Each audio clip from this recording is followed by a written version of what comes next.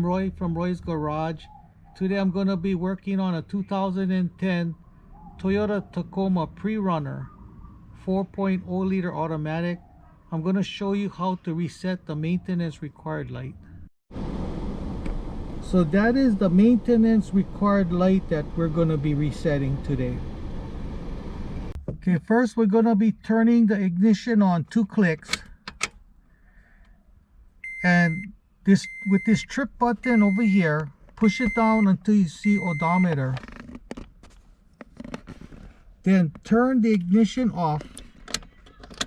And then push the trip button, hold the trip button down, and at the same time turn the ignition on 2 clicks.